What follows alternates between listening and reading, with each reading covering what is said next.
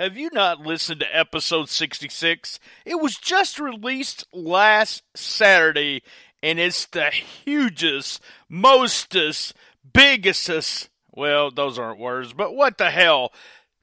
Over 30,000 strong. Listen to it now. Here's a clip. Well, not listen to it now. How about you download it after you listen to this new episode? Do whatever the fuck you want. Had a fun time this past weekend. It's one of the, which will be the weekend after this happens, after this is released. And I seen a lot of it on Facebook, but it had to be an experience. You, as your shoot job, I guess we could say you're a driver. You've been driving for years, bus, you name it, you're a driver. And you actually got a good pay gig this weekend, picking up the honky-tonk man and taking care of him. So go over, you had to pick him up a certain time, and you told me this. So what was, all the superstars have to have something for themselves when you pick him up. So go picking up honky-tonk man, and what did you have to bring to him? I don't know if I smartened you up to this. Maybe you have a keen sense. One of the, a lot of people like green M&Ms and all that old-time bullshit, but good old Wayne Ferris from Memphis, Tennessee, now by way of Phoenix, Arizona, the first cousin of Jerry the King Lawler, only requested one item, and that was a cold six-pack of Coors Light, which made me and him friends before we even met. Oh, that doesn't surprise me. I told you, I don't know if I told you, I met Wayne one time. This was when he was real hot. They were at the WWE event, and I was 5, 4, 3, 2, 1, 0. Let's start the party. From STS Studios in St. Louis, Missouri. This is Friday. That's right. It's going to be the day for the other show, or the special edition of Shootin The Shiznit. We have kind of dropped Who Wants to Be the Best Shiznitter Ever. I'm having a problem finding guests for the last 3 shows. So if that's a show you love to listen to and decide you want to be a contestant, DM me on Twitter or just inbox me there on Facebook. You can also email me at Brian_Tramel@yahoo.com. This is a new show that we were going to debut in January, but we decided we're going to get 3 episodes in this year, and you can let us know what you think. It's the Johnny Mac Attack. That's right. It's the Johnny Mac Attack. Wrestling Ride Network presents live from STS Studios, the Johnny Mac Attack with John McAdam and Brian Tramel every other Friday as they talk about pro wrestling and whatever. I hope you enjoy it, but first, I want to thank Bob McGee at Pro Wrestlers Between the Sheets, Locals to Legends, Gene Jackson. And remember, as always, on Tuesday, we do STS, that is Shootin The Shiznit, the original, the original, and then on Thursday of next week, we'll be doing the Cool Kids Countdown. We have merch, tinyurl.com/STSpod merch. Go buy a shirt. Buy something. You can buy shirts, pillows. We even have the Old Me Lance pillow. Oh, my God. Lance pillow. He calls it the hemorrhoid pillow. You can send us donations, and I appreciate everyone that does at paypal.com, and that's Brian_Tramel@yahoo.com. I'm at Comic Book Mark BT on Twitter, at BT Shootin The Shiznit on Instagram. All the episodes, and I post pictures. I did something for Justin Potters where he was interviewing Nakamura and Reigns. You can see the pictures up there on stspod.club. We have the Cool Kids Wrestling and MMA Talk Facebook group. You can ask to join that group. We also have the Pro Wrestling and Whatever, which kind of goes with this episode coming up. You can listen to us on iTunes, Stitcher, Player FM, Pod Paradise, Spreaker. Also, we have the Shootin The Shiznit Facebook, which actually puts all the new episodes up there. Thank you to Suplex City Limits. Thank you to Creative Control, my big buddy JoJo, and also Who's Right Podcast, a non-wrestling podcast. I love them guys, and they've been putting us over like crazy there on their show. No further BS. Let's get to me and Johnny Mac.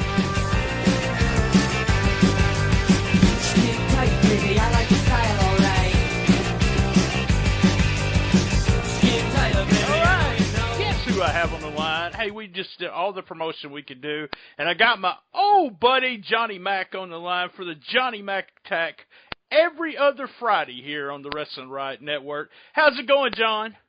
I couldn't be going better. I'm excited about this project. Thank you for suggesting it to me. Oh, it's, I've listened to you on other podcasts. We've had you on this one, and, we had you as, and there's no truth to the rumor that you were the worst Shiznitter ever, because believe it or not, there is someone that scored worse than you. So don't ever listen to Lance. That's my other co-host there. Never listen to him.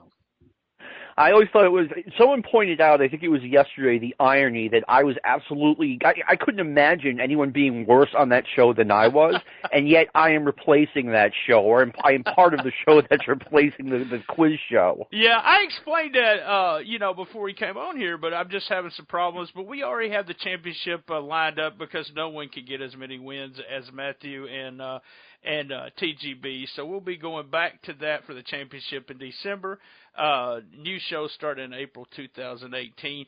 But me and you, I've got a list of things I want to talk about. First of all, we went into the Pro Wrestling and Whatever group and also the Cool Kids Facebook group, and we asked for suggestions on what to talk about. Unfortunately, it seems like they want us to talk about the Bunkhouse Stampede. And you could probably tell me tons of stuff about the Stampede, but my memory sucks. So, next episode, that's what I'm going to do. I'm going to take some notes and watch it again. And it's a possibility that we may have someone that was on that show may come on our show and talk to us for a few minutes. We're hoping. Yes, so it should be pretty fun if we can get him on here. Let's just start. Me and you, we talked about this a couple of things, and I wrote some things down. I told you I'm just going to shoot them towards you and let you talk.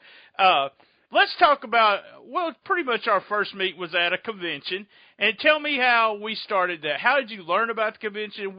What year was that? Because I can't remember shit. And can you remember what all we did that year? Oh, man.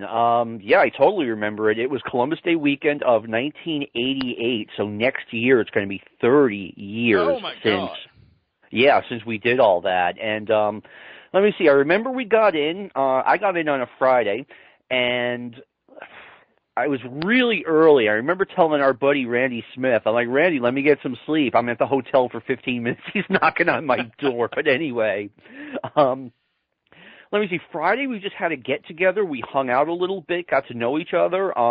The only people that I actually had a leg up on most people because most everyone went in there totally not knowing anyone. I knew Tom Robinson, Jamie Ward, Dennis Coraluzzo. I knew Meltzer from over the phone. So, but most people were walking in like not knowing a single soul. So that Friday night was a little bit of a mashup, just getting to know people and whatever. What a trip that was. I went on that trip and came back with, I would say 12 lifelong friends. That's crazy. Yeah. It really is, yeah. And, yourself included, even though I knew you coming in through telephone and correspondence. Then the next Saturday, we went to, and this is something I'm so glad I got to do. It's gone now, and it'll never come back, but I got to see the Memphis live TV show, at the studio. All 30 of us, or however many were on the trip, went to this, and it's something, it's just like a box I can check off. I got to do that. First time I ever saw a power bomb. Sid Vicious laid it on somebody. I thought he killed the guy. I was like, I couldn't believe that maneuver. I'd never seen it before. Now it's just another spot in the match, but regardless.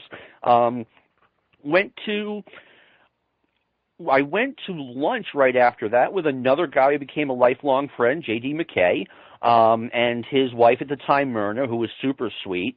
That Saturday night, what do you remember what we did Saturday night? I'm thinking we did something. I think that was Nashville, wasn't it? Did we drive to Nashville for that show? No, we didn't. Maybe someone else, maybe you guys did and just didn't invite me, and I don't blame you. But wait, no. Saturday night we had a banquet of some sort. That's right. I do remember that, and we got to meet Boyd Pierce, who is the nicest person that's ever walked this earth. Al Costello. Oh yeah, I remember that now. Yeah. All the old. Well, we're much older now, but and it was all the old guys came in. You're right. Boyd Pierce was there. Yeah, Al Costello. Wasn't that where Nate the Rat? Is that where Nate the Rat showed up? And oh man, yeah. No, not really. Oh man, I think it was the next night we got to meet Nate the Rat. Okay. And that was too much. I'm pretty sure. You know what? The banquet might have been Sunday night. It was Sunday night, so now I don't remember what we did. But okay, now it's all coming together. We got to meet Debbie and Cora Combs, and last but not least, we got to meet Lou Thesz. And I have a story about Lou Thesz in a second from this, but yes. So that Saturday night I don't know what the hell we did, but Saturday on the way back from the TV tapings, Dennis and Jamie and Tom and I think Joe Lilly all get in a cab, and they're talking shop in the business and whatever. And the story, I wasn't there, but the version I remember, the cab driver's like, "Oh, you guys are wrestling fans? I'm in the business." And someone's like, "Yeah, Dennis is basically like, yeah, right. What do you carry the jackets back to the dressing room or whatever?" He's like, "No, I'm a manager. I'm Nate the Rat." And Dennis explodes. He's like, "Holy shit, it's Nate the fucking Rat. I don't fucking believe it." So he takes us, he takes Nate under his wing. I mean, to the tune of, he would fly Nate to indie shows in Jersey. Right. Yeah, I remember him doing that. It was like Dennis was a Nate the Rat mark, and it was hilarious because Nate was never a huge deal in he was on TV for a long time during the Corey Macklin years, but not really a huge deal in the sense that we never thought he was going to be Jimmy Hart, but that was a lot, that was big shoes to fill. But Nate was he was kind of the jobber manager. Kinda, yeah. I guess I hate to say that, but you're probably right. I've met Nate, been around him a couple of times. Really super nice guy. Kind of goofy, but fun to be around the times I was around him. But it was only just passing in the sense that I wasn't there. He wasn't backstage when I was backstage back in the day, and but he's been at some of the Legends shows that I might go to. Kevin Lawler has some Legends shows in Memphis, and I may go and hang out back there just to talk to people, and I always watch the matches, but he's been back there 3 or 4 times, and I got to show him my photo album. I took it to see, let some of the guys see it, because I had some really old pictures of Cornette and Lawler and everybody, and yeah. They really enjoyed that. But he actually got to look at that. Still looks pretty much the same, little older, but I mean he's not showing his age at all. That's good for him, but I have to tell you the story about Nate and Dennis. That night, that Saturday, we all went out for dinner, meaning me, Dennis, Nate, Randy, Jamie, a couple of other people, and we're at this quiet little family restaurant in Memphis. And Dennis gets up and he's like, "Can I have everyone's attention, please?" And everyone is stunned by this big guy with the New Jersey accent, getting up and saying something to everyone in the restaurant. The people in Pulp Fiction that Honey Bunny was threatening to execute were less frightened. And Dennis says, "I just want everyone to raise a glass to the greatest wrestling manager of all time, Nate the Rat. Let's hear it for Nate, everybody." And these people just get intimidated into clapping for this guy. And I have a picture from that, but that was just, it was so Dennis. I know you've met him. Dennis, I was in the car once with Dennis where he asked the taxi driver, with that thick accent that I can't do, but the first question he asked the taxi driver was, "Is it true that Elvis died while taking a shit?" And that taxi driver, yeah, that was a question. I was like, I actually, being from Memphis area, had never heard that story. And I'm the kind of guy that when I get embarrassed or so, it's like I have this expression about digging a hole and getting in it. That's the way I felt. I was like, I want to dig, here he is, this big northern accent. And that taxi driver did not even blink. He said, "Yes, sir, the king died on the throne." And we all cracked up. And then another time I'm in a taxi with Jamie, and I don't think it was Dennis, and it could have been you, but I know it was me and Jamie. We and I told this story, I think, before. We had the taxi driver, the Domino's taxi driver that took us to go get beer. He drove like a maniac. I mean, just an absolute maniac all over Memphis. And we got our beer, and we gave him like $10 extra or $20 to do it. But yeah, Dennis was always a guy that after you left the restaurant and time was after the time, it was funny. But when it was happening for me, I was just like so embarrassed because I was a kid that just, I love professional wrestling, and that's what brought all of us together. But I wasn't one of these guys that did. I had a few friends. We all had a great time, but I wouldn't have never stood up in the middle of a restaurant or did anything like that. So. Oh, same thing. Neither would I. I mean, I'm originally from New York, so I'm used to being around. Or I was used to being around guys like Dennis, but Dennis was like, even in that category, was a little bit over the top. He was great. So the next morning, we have this breakfast and with guests, and there is Eddie Gilbert, Paulie Dangerously, and Downtown Bruno. And Downtown Bruno looked like he just got done working on, spent 3 or 4 hours working on a car. He was just awful and grubby, but he was a pretty good guy. Paulie was absolutely brilliant. You could tell this guy was going places in the wrestling game. And it's kind of sad looking back. Oh, Missy Hyatt was there too. Right. And she was at her absolute best in 1988. My God. But anyway. Just beautiful. It's sad what happened to Paulie and Eddie, how they had their falling out, because they used to be the best of friends. That was crazy. When I went into the convention, because I had met Paul at a wrestling event where he actually yelled at me because he didn't know how I knew his name was Paul Heyman. And then as I walk in, he starts yelling across the convention, "There's that son of a bitch right there. That son of a bitch knew who I was on the first night I was in the very first night he was in Memphis territory. I actually knew who he was." So it was pretty funny. And Paul was, Paul and Eddie both are just big, huge fans, and that's what made it fun, is that they were. And I remember Downtown Bruno being so cool with all of us, and what I thought was not weird, but it was strange for that time, and unless you're our age and actually understand what I'm saying, is that when we went to these cons, we were so kind of like so far ahead of time in the sense that these people were pretty much, they didn't work us. They weren't in their character.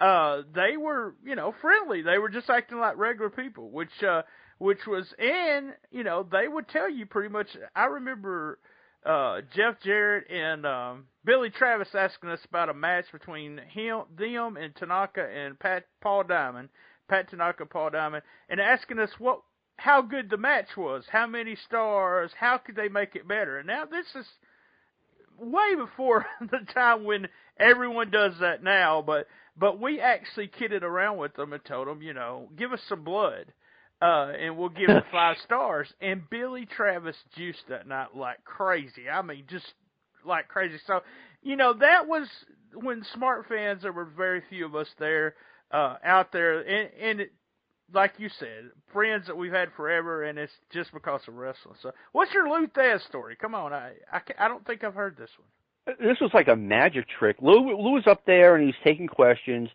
and I forget exactly who I was sitting with, but I know Dave Meltzer was there, and someone asked him, someone asked Lou, hey, the territories coming back? And Lou's like, oh, yeah, I can't imagine this wrestling being like this forever. The territories are coming back. And me and Dave, we're far enough away from him, and we're like, oh, the territories are not coming back. Get out of here. So about an hour later, Lou comes up to us. He knew Dave. He says to us, hey, sorry I had to say that thing about the territories. You have to say things that make people happy. There was no way he heard us, but he heard us. It was like a magic trick. I couldn't believe it. That guy was something else. People, I think they picture Lou Thesz as, this older gentleman who, is behind the times or whatever. Lou was like the coolest guy. One of the coolest guys I've ever met. He was funny. He was, he was different than Boyd Pierce, and Boyd was just, a very an older gentleman. Like, Lou was a party guy. Yeah, I mean, he was a lot different than and I only got to see Thesz wrestle one time, and it was in Blauville, Arkansas, and he was coming through. I guess he worked Saturday, but he was there on a Friday night wrestling. It's not Buzz Sawyer. It was the kid's last name was Sawyer, I believe, and Terry Sawyer. Terry Sawyer, that's it. And I was just in awe. I mean, I was like, I watched that match, and they went move for move, and I don't even know if I'd seen anything like that before, because Memphis style was a lot of, especially on a spot show. Memphis was different than you saw anywhere else, and especially a spot show, there was more comedy than you would if you were at the Mid-South Coliseum, where the cameras were rolling and they needed the footage. So Thesz and Sawyer got in there, and boom, boom, they were doing stuff that I'd never seen, and and Thesz won and everything, and I'm thinking, this couldn't have been Lou Thesz, and then, I've seen results in one of those wrestling magazines that you get, and see that, I got to see, the Lou Thesz, was really impressed. I mean, impressed with him and Sawyer. Whatever happened to Terry Sawyer? Did he ever become anybody, or? I have no idea whatever happened to Terry Sawyer, but I'll tell you this, he was not Buzz Sawyer. That's been a rumor that's been around forever. But the guy was talented. I saw the same match you did on Memphis TV. Obviously you saw it live, but, Terry, there's been a rumor out there, and later he became Buzz Sawyer. Sorry, it's different guys. Yeah, it is total different people. All right, so I got a bunch of stuff. I knew we would get started on the convention, and this is going to be the majority of what. Hey, one other quick thing too. Part of that trip, I got to go see wrestling at the Mid-South Coliseum, which is something I've done exactly twice. But that was really important. To me, that's as big a landmark as Madison Square Garden. I believe in terms of wrestling. And to me, there's one building that I always wished I would have went, and I heard it was run down and blah, blah, blah, and that's a sportatorium, and I always wished I would have went there before they, and had the opportunity a couple of times to take that trip all the way, and just did not do it. But Mid-South Coliseum was very special. The reason why I still say it was very special, and you said it meant something to you, is that, there's still talk today. I think I seen something on Facebook yesterday with Lawler and them trying to do something with the Mid-South Coliseum, and it's not only Lawler, but it's the people of Memphis see it as they don't see it as like a wrestling building, as we talked about. They see it as a landmark because the wrestling was just so big in this area, and that's and that's the way they say they're not wanting to tear it down. It's but it's going to take more money, I think, to fix it than it would for people and what they use for it. They haven't decided on that yet. So, but you're right. It means something to everyone in this area. Mid-South Coliseum does. And I guess when my generation eventually, when we die off, people won't even realize how important stuff like that was to us. Oh, sure, but even as just a wrestling fan, the Memphis Mid-South Coliseum is a big part of folklore, and I feel lucky that I got to see wrestling there twice, and I'm lucky I got to go see wrestling at Madison Square Garden, Boston Garden, Philadelphia Spectrum, Baltimore Civic Center, etc. Right, yeah. And that's not me, I've never, it's almost like I've ventured through 3 or 4 states, and at one point in my life I'd only been to Tennessee, Arkansas, Missouri in my whole life, so it's not like I've ventured out any. All right, man, it's time for a commercial. We just talked a whole section about pro wrestling. When we come back from the commercial on the Johnny Mac Attack, we are going to talk about whatever.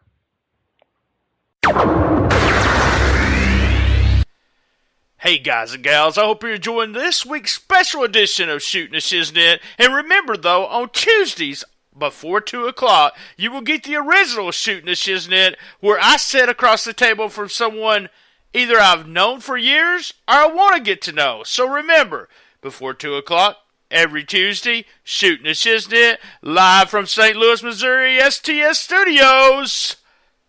The best little wrestling podcast in the business!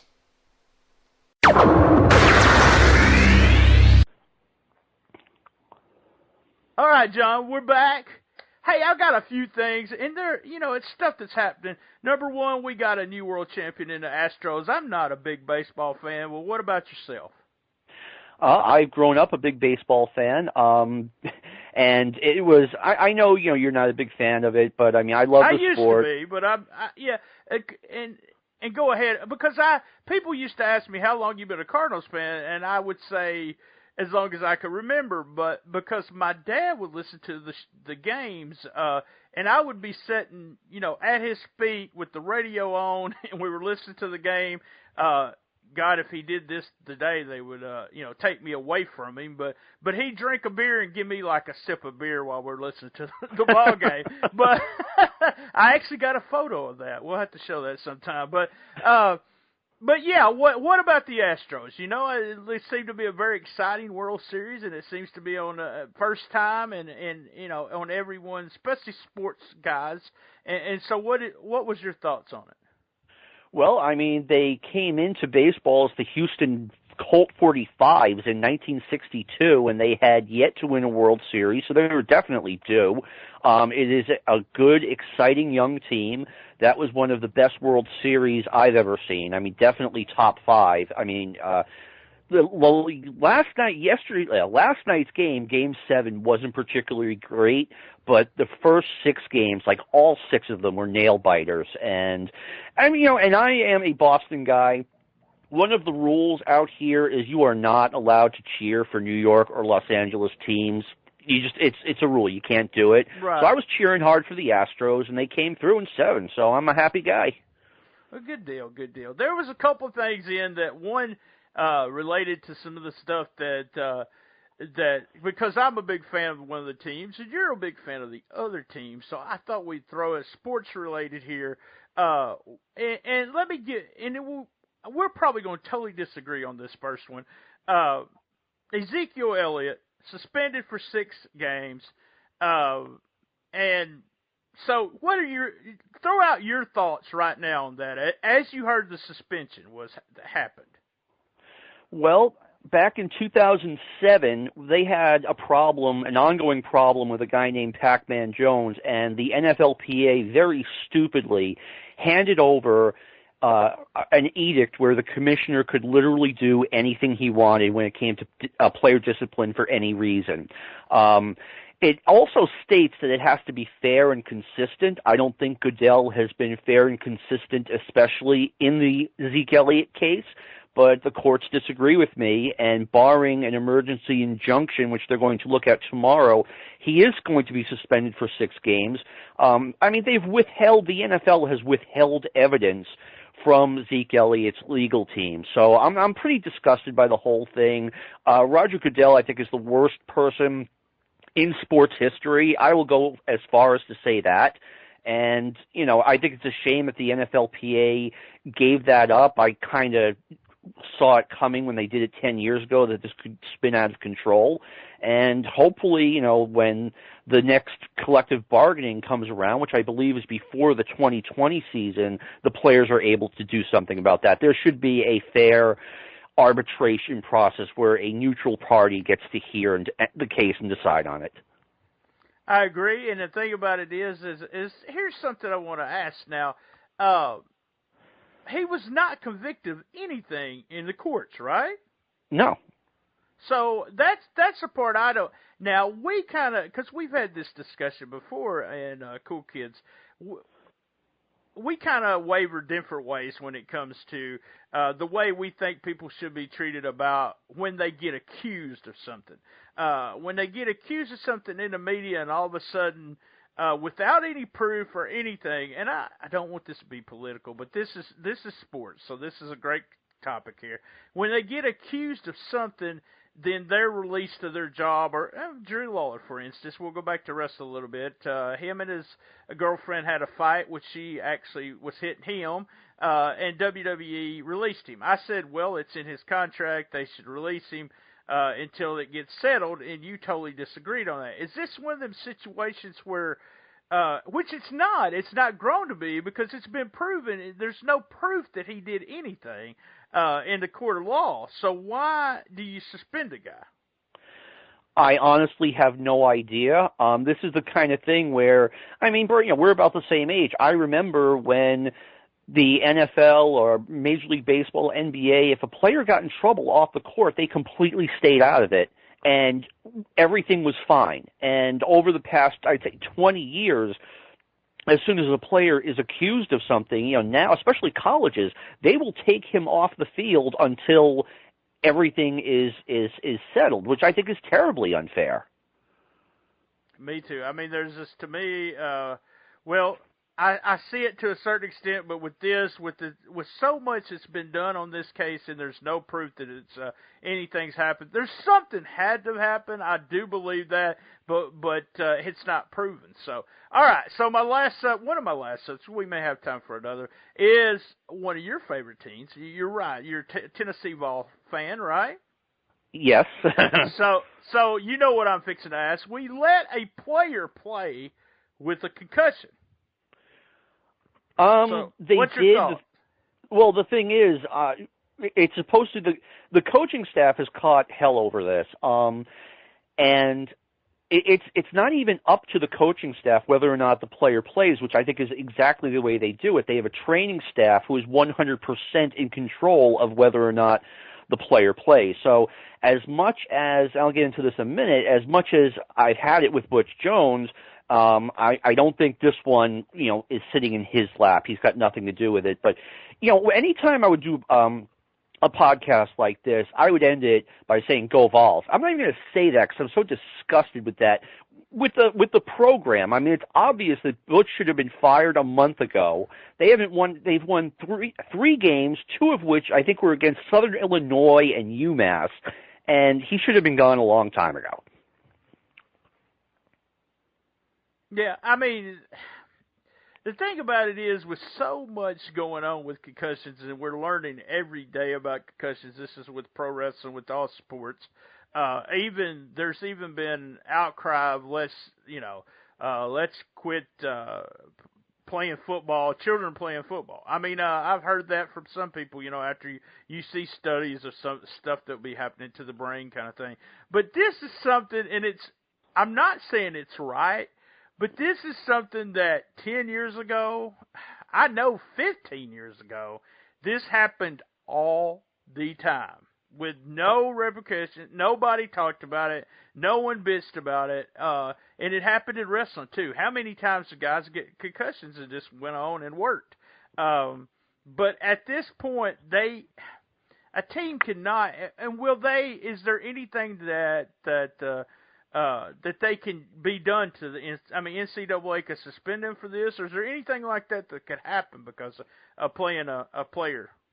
If Butch knowingly played a player who had a concussion or was displaying symptoms of having a concussion, they could fire him with cause, which would save them about $6 million. So, kind of hoping that happens. But I mean, it's going to be really hard to demonstrate that he knowingly played someone with a concussion. I mean, unless you can prove that, this kid was puking in front of Butch, then I don't think that's going to happen. Right. All right, well, that ends it today. I think the first episode was pretty fun. I want everyone to join us, not next Friday, but every other Friday for the Johnny Mac Attack with John McAdam, I couldn't even get your name out, and mine, Brian Tramel or Tramel, whatever you want to say. Thanks, everyone, for joining us. Remember, we're the best little wrestling podcast and whatever in the business. Thanks for listening, everyone. And you're not even going to say Go Vols? Come on, man. Come on. Go Vols. Go Vols, fire Butch. All right. Thank you, John. Thank you, Brian.